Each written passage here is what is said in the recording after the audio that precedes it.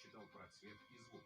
Толчком к поиску и разработке устройства стала теория цвета Ньютона, где ноты соотносятся с цветами. Но у Ньютона не было технологий, которые различают вибрации цветов.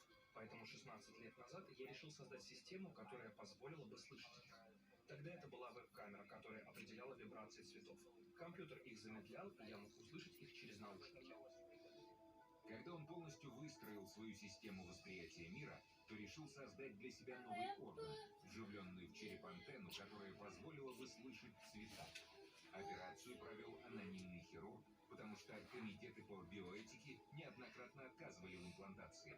В самом начале это была огромная конструкция. Я носил 5-килограммовый компьютер на спине, от него кабель и наушники. Я должен был заряжать себя по 5-6 часов в день от розетки. Сейчас Нилу достаточно. Неважно, что функции его были ограничены. Он измерял температуру тела Тима и мог передавать данные умному дому. Тогда это был настоящий научный прорыв. Он может передавать данные о моем состоянии домашнему компьютеру. Если у меня был сложный день, дом подготовит себя к моему приходу, уменьшит освещение и наполнит ванну. Но еще раньше мир поразил парень с антенной в голове. Первый человек-киборг. Вот это настоящий биохакинг.